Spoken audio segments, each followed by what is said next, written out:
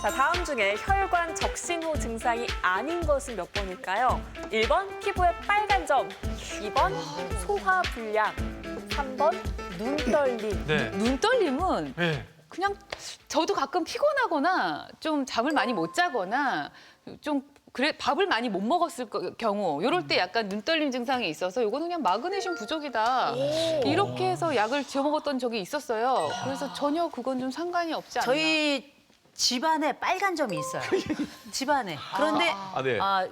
그 혈관 질환도 저희 아버지도 있고 저희 어머니도 있어요. 예. 아버지에겐 빨간 점이 있어요. 네. 그러나 어머니에겐 빨간 점이 없어요. 이 얘기는 뭐냐? 혈관 질환에 빨간 점이 공통점으로 나타나는 건 아니라는 거예요. 저는 2번으로 했습니다. 2번. 왜냐면 이 소화불량 같은 경우는 위장 장애지 혈관하고는 관련이 밀접하게는 없어요. 그런 것 같네. 네, 저는 그렇게 생각합니다. 이 문제 어렵네요. 예. 이거 어렵죠. 야, 이거 문제 다 어려워요. 이번 자, 주가 정답이 제일 지금 어려운데. 1, 2, 3번 다 갈렸어요. 어려운 거 같아요. 몇 번인가요? 네, 정답은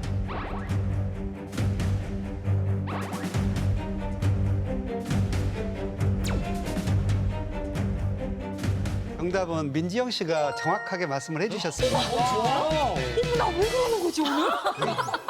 어머, 진짜. 와, 우리도 무섭네. 저 내린 거 아니에요? 저도요. 그 눈떨림 증상의 가장 많은 원인은 마그네슘과 같은 미네랄 부족이거든요. 근데 이 눈떨림이 아까 김한석 씨 말씀하셨던 중풍하고 연관이 있는 경우도 있는데요. 이 눈떨림만 있는 게 아니고 안면 쪽이 마비가 되는 경우, 또 감각이 없어지는 경우, 또 말이 어눌해지는 경우, 이런 경우는 뇌졸중의 전조 증상이거든요. 그래서 단순한 눈떨리면 문제는 안 되시고 이와 같은 다른 복합적인 증상이 동반될 때는 뇌혈관 질환이 있을 수가 있기 때문에 그건 혈관 질환에 문제가 있는 거예요. 근데 제가 이제 소화불량 적었잖아요.